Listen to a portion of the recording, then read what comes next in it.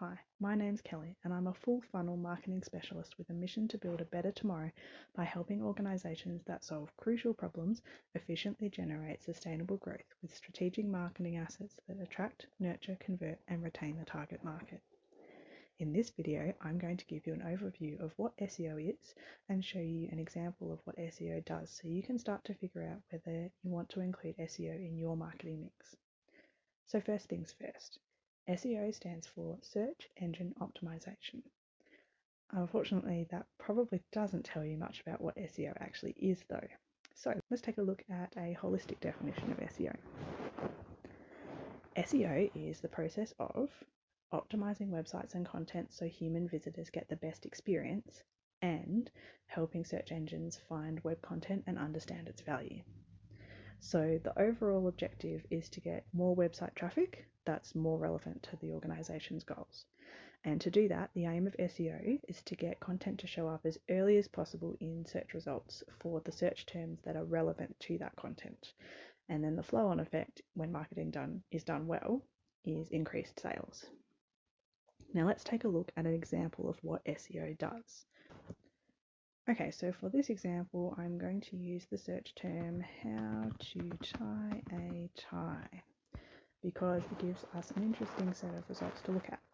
And I'm going to use Google as my search engine because that's what the vast majority of people use.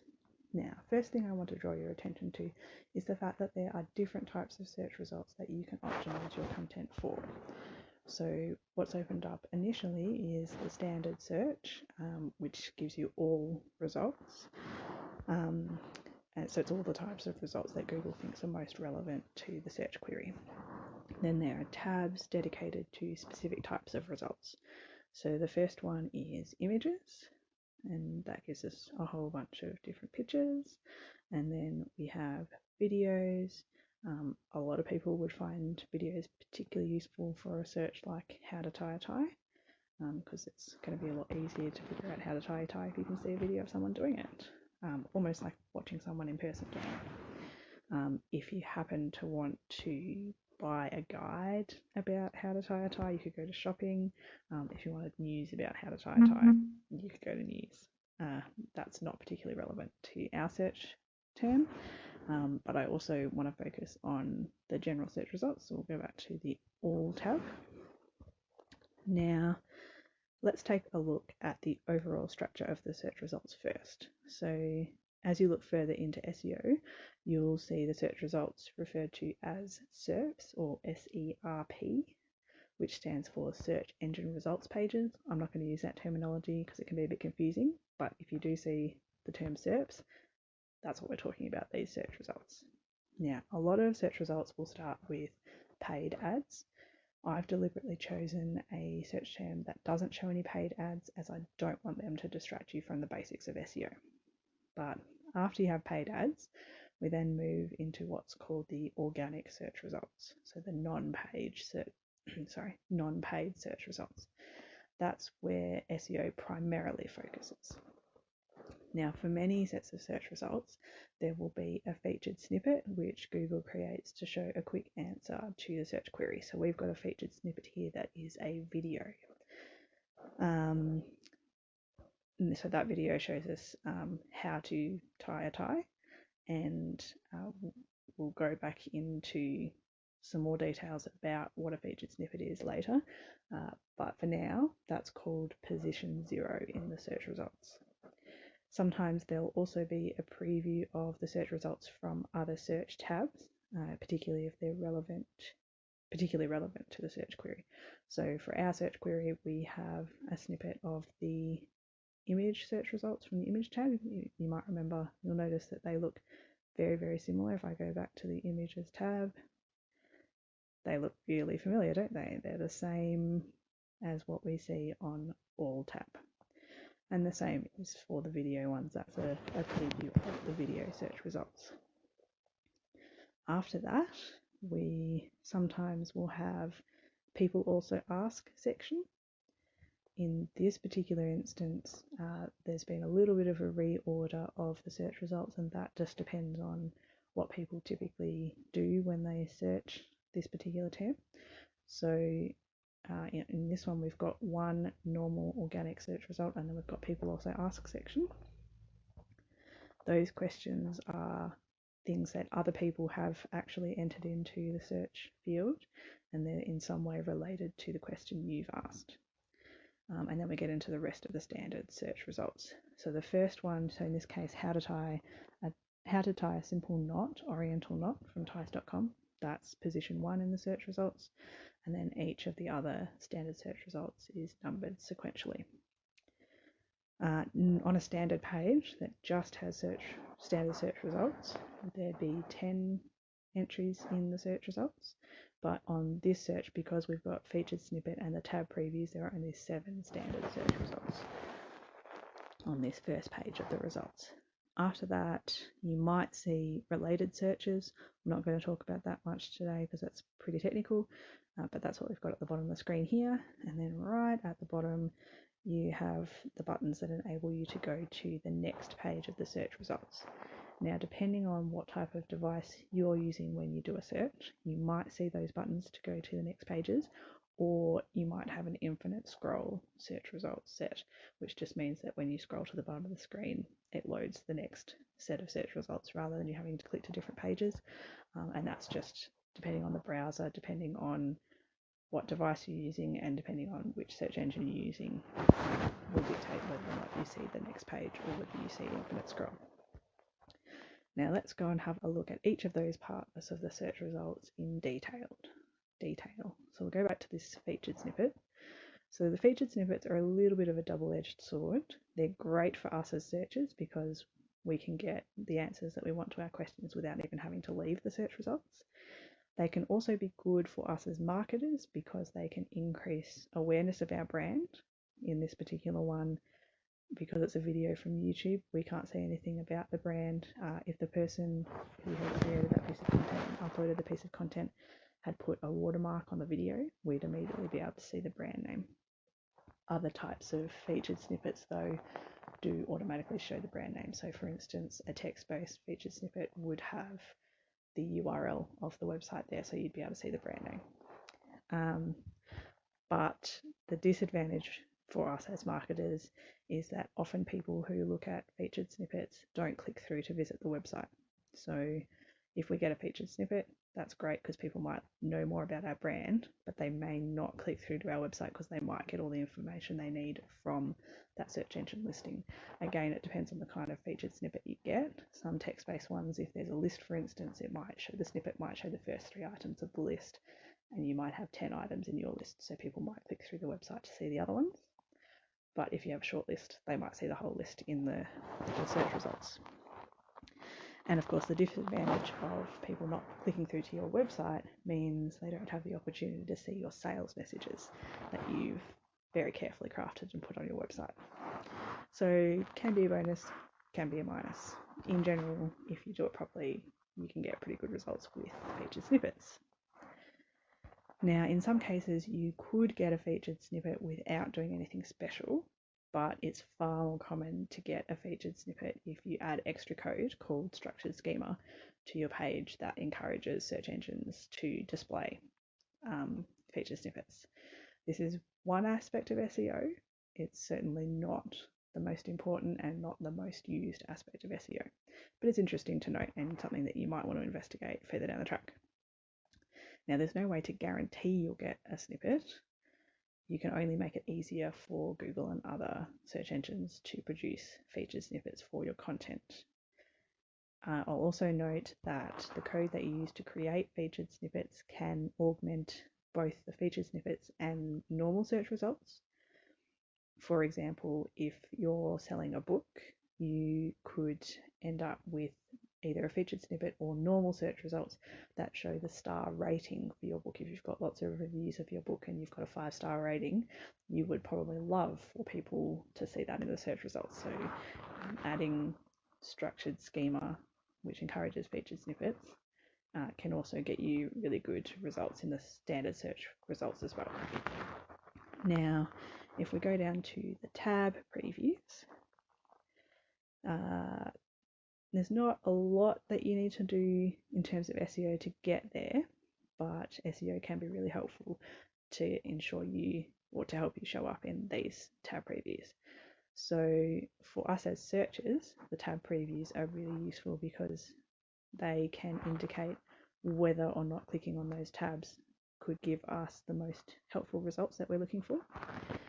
And we can even click on relevant items that we see there without having to go through to the tab for images or the tab for video or whatever preview we got there.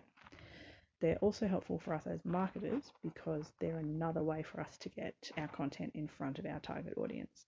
If you say have a blog post that has a video and a bunch of images embedded into it, you could end up in the search results for your blog post, in the text search results for your blog post, or you could get one or more images into the image search results, or you could get your video into the video search results. So that's multiple ways that you can end up in the search results, and so you're more likely to get up the top of the search results. Now, if you want your content to show up in these tab previews or on the tabs themselves, you can show up without doing anything, but the best way to do it is to optimize the names that you give your files, and adding a little piece of code to your content which is called alt text, which is another aspect of SEO, both of those aspects of SEO. Alt text is important for other reasons, not just SEO, but it is an important tool for SEO. Now, if we go down to that people also ask section, that's really useful for us as searchers because it can help us find the information we're looking for if we haven't used a very specific search query. So I've typed in how to tie a tie. If actually I wanted to know how to tie a tie with step-by-step instructions, that first entry in the people also ask section, if I click on that, that gives me 6 steps to tying a tie. That's very helpful, and that is a perfect example of how having a featured snippet or a people also ask entry can improve brand awareness, because I look at that URL and see that that information is from Real Simple, a website called Real Simple. But that shows the double-edged sword. I've now got the instructions. If that's enough information for me to know how to tie a tie, I don't need to click through the website to see that. But personally, I probably want to see some images or a video to help me with that, so I might click through to the website to see if they also have some images or videos. And if we have a look at the other people also ask questions, there's how to tie a tie for beginners. If you've never tied a tie before, that might be more attractive to you than any of the search results for your original search query. How to tie a tie in 3 steps. If I could tie a tie in 3 steps, that's probably pretty easy and might be really helpful if that's what I'm looking for. On the other hand, if I'm not a beginner and I know how to tie a basic tie, but I actually really want to tie a different kind of knot, something that's a bit fancier, then what is the fanciest tie knot? Could be something useful for me. And then we go down and look at the standard search results. So I want to take a closer look at the format of each result, and we'll use that first result that was just above the people also ask section to illustrate that. So each search result starts with a URL. In this case, it's www.ties.com. And so that URL shows you the domain that the content is hosted on. So this is ties.com. The content is included in a section called How to Tie a Tie, and in a subsection called Simple. That's the little extra bits after the domain tell us that. They're called breadcrumbs. So they're things that you can modify and optimize using SEO. After that, we've got the title. We call that the SEO title. And this one is How to Tie a Simple Knot, Oriental Knot, ties.com. So in this SEO title, we've got the title of the piece of content. So how to tie a simple knot, oriental knot. And then we've got a separator. In this case, it's a vertical bar. And then we've got the brand name ties.com. And all together, they're called the SEO title. After that, we have a short description. In this example, it's also known as the Oriental Kent knot and Petite Nued. Sorry, I'm not sure if that's how you pronounce that. The simple knot contains the fewest possible steps and ... So that part of the search result is called the meta description. So it describes the piece of content, and it's something, again, that we can optimize using SEO. After that, some search results may have some extra information. In our example, the publication date is listed, July 3, 2013. And that's a fairly common inclusion. If we go down to search listing number 3, that one's also got the dates in a slightly different spot on that one, and same for search listing number 5, they also have dates. What this first search result has that's not as common is it's got listed uploaded by tides.com trademark. That is far less common, but again, both of those can be done using SEO. Now, each of those parts of the SEO particulars, which is what I call them, can be optimized as part of an SEO process, and they all play a role in getting your content to show up high in the search results, which is important because the vast majority of people who click on a search result will click on one of the first 3 standard entries. So the how to tie a simple knot, how to tie a tie knot, and how to tie a tie. Most people are going to click through on those. And very, very few people will go through and click on the next page of the search results or any further search results after that. If you just think about it logically from your perspective, if you wanted to know how to tie a tie, if you look at these search results, do you think you've found the information you need in those search results, or do you think you would keep looking? Me personally, I hope I never have to wear a tie again. I used to have to wear one at school, and I hope I never have to wear one again. But if I wanted to refresh my memory, because I did for some reason need to wear a tie, I'm pretty confident that I would have already found the information I needed based on these search results. If there are some search terms where you might be more likely to click through to the next page of search results, for instance, if you do a search for something that has an acronym in it, and the acronym means multiple things, then the most common meaning of the acronym is probably going to show up on the first page of the search results, and you might be after a less common meaning, so you might have to click through to the second, third, or even more pages of search results to find it. But other than that, there's not that many examples where you'd be likely to need to go to the next lot of search results. So SEO is not the only way to get on the first page of the search results, but it does make it a lot easier, and that's the value of SEO. Now, if I go through each of those SEO particulars, I'll give you some information about how you might optimize it and what the value of optimizing each of those particular things is.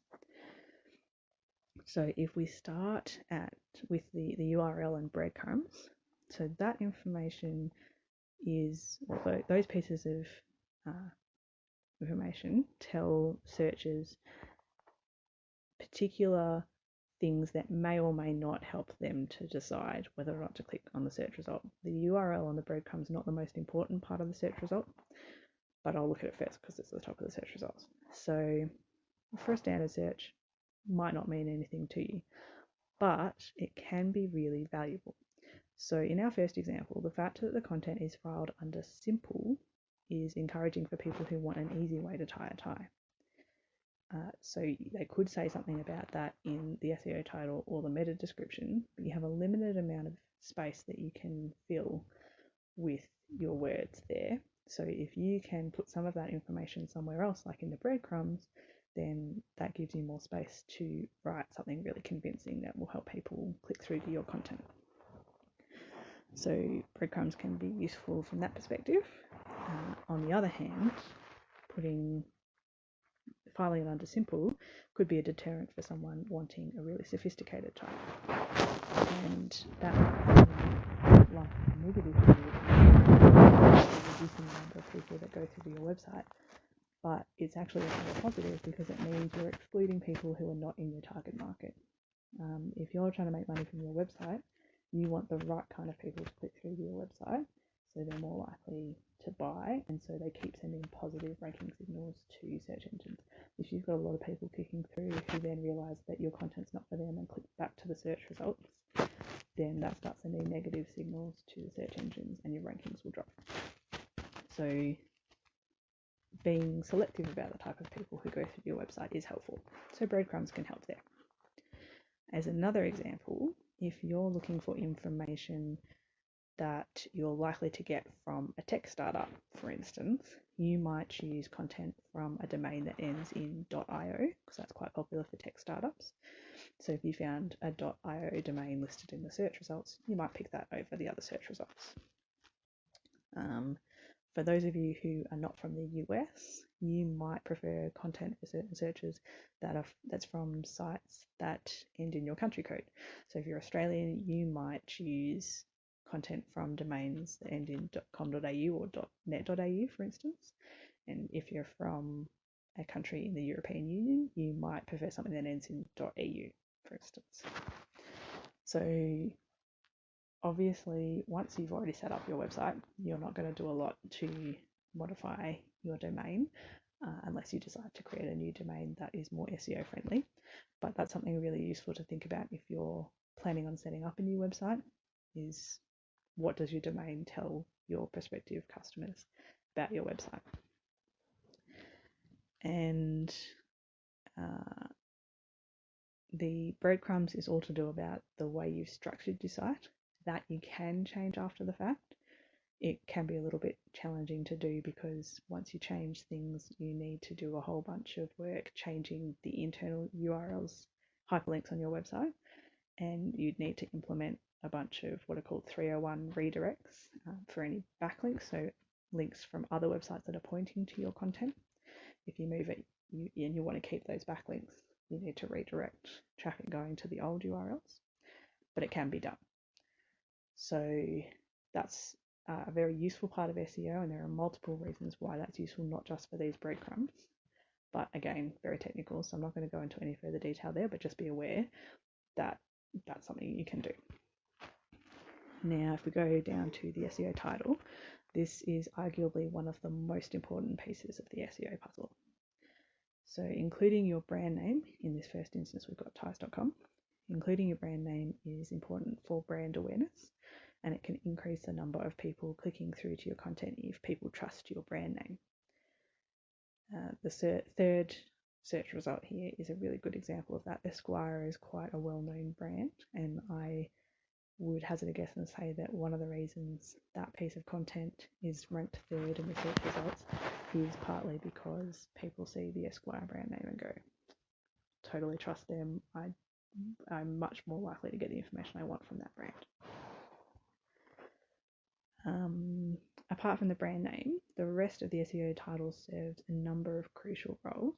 Go back to our first example. It needs to grab attention so that it stands out in the search results. It needs to tell searchers what the primary focus of the content is so that they know whether it's likely to resolve their search query. And it ideally also needs to convey the benefits of the content to the searcher. And that's a lot to fit in a very short title.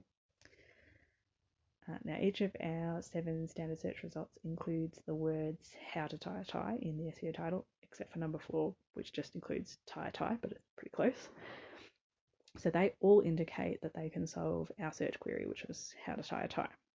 And each title, again, except for number 4, also includes extra information that helps us choose the best piece of content for our specific needs. So number 1 will teach us how to tie a simple knot, which is great if we just want an easy way to tie a tie. Number 2 tells us that the content covers 17 different methods of tying a tie, which is great if we want options. And notice that the SEO title has been truncated by the search engine. There's a ... or ellipsis at the end. It's likely that the publisher optimized the title for an old version of the Google SEO guidelines, but the content's still ranking really well. So that's an example of how SEO is important, but it's not the be-all or end-all. Now if we go down to number 3, that tells us that the content will help us tie a tie in just 5 steps, which, hey, 5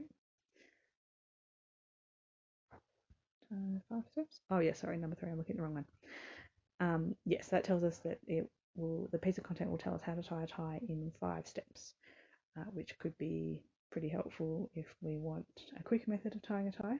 And as I said before, it's got Esquire at the end. If we know and respect the Esquire brand name, then we might be more likely to click on that search result. Number 4 is a whole website devoted to tying ties, so that could be attractive if we want lots of info. Number 5 is supposedly the #1 guide to tying ties. If we believe that claim, we might be encouraged to click through to that content. Number 6 is another entry that relies on searchers being attracted to the Otar brand. So if you like Otar better than Esquire, you might be encouraged to click on that one instead. And number 7 promises to teach us how to tie 7 different knots for any occasion, which could be great if we need to wear a tie in lots of different circumstances. So you can see how optimizing SEO title can enable you to tell searchers what's unique about your content. This can increase your click-through rates, so the number of people who are clicking through to see your content. And increasing your click-through rates can also help search engines decide to show your content more prominently. So meaning earlier in the search results so you get more clicks. On top of that, the SEO title more directly influences your search rankings too. It's no coincidence that these pieces of content all say how to tie a tie somewhere in the title. That's a primary way that Google knows that those pieces of content are relevant to the search query that we chose. And we call those SEO keywords. Again, I'll go into that in another video, but in case you come across the terminology, that's what we're talking about. Now, if we go back and look at the descriptions of each of these pieces of content, we'll see a similar trend. So for search listing 1, the description states that the simple knot can be tied in the fewest possible steps.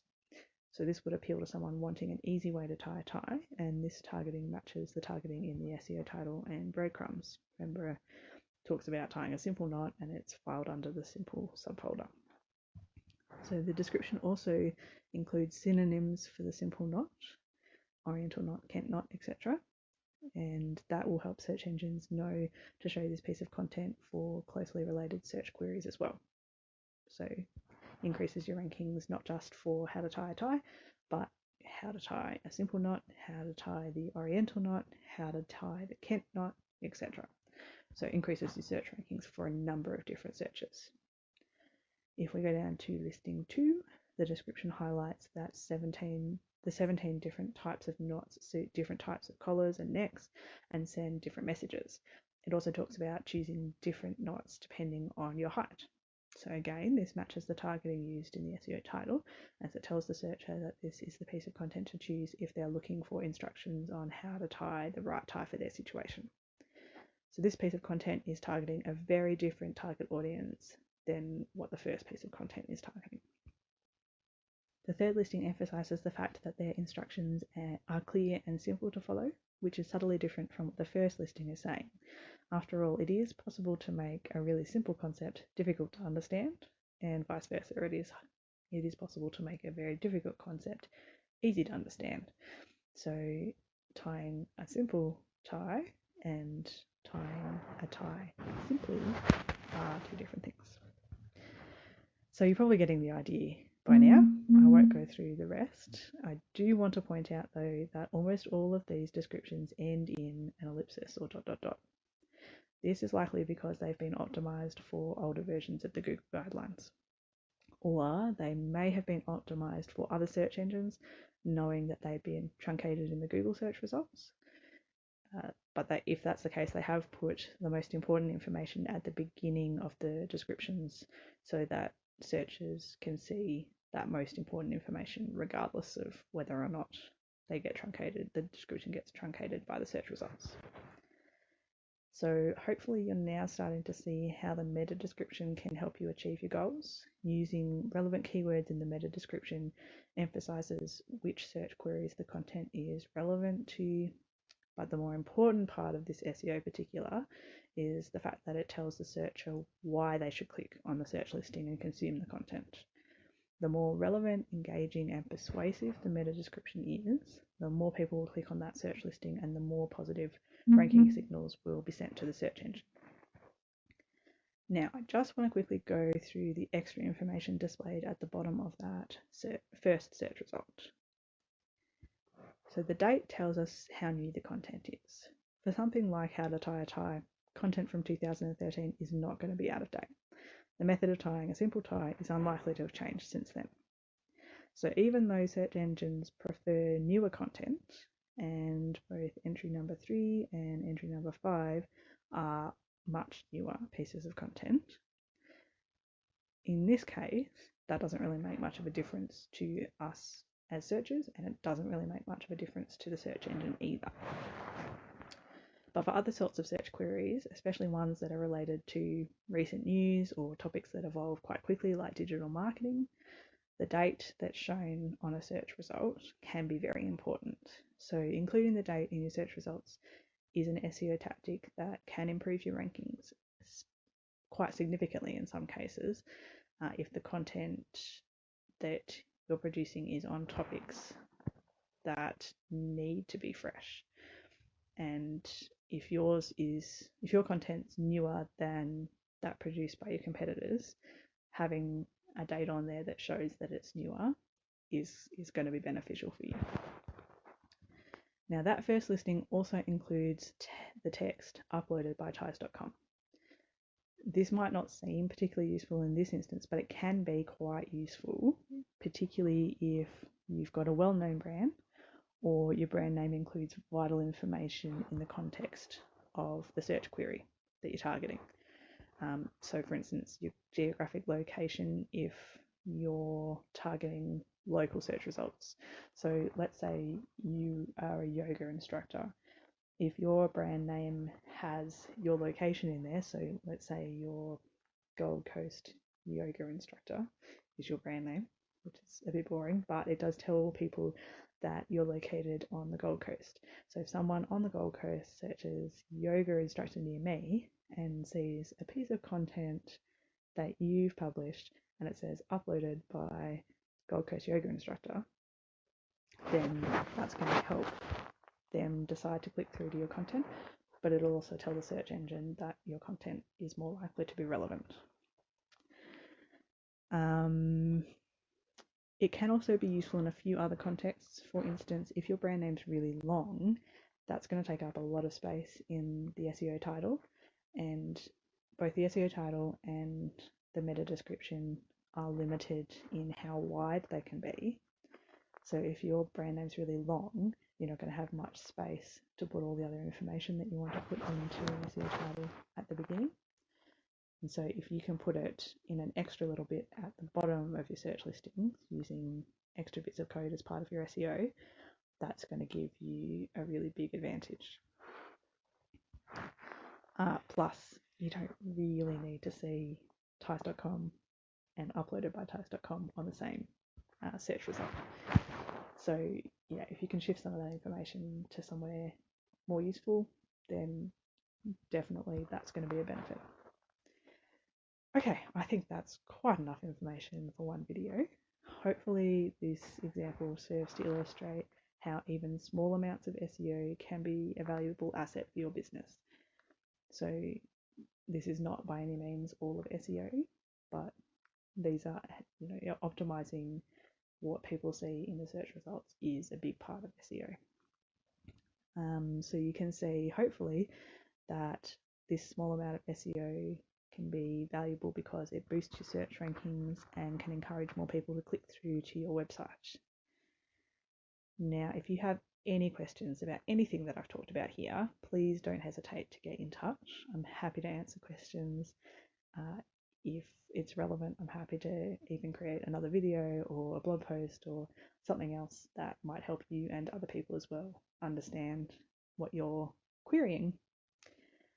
So that's all for now. Until next time, this is Kelly Wade, over and out.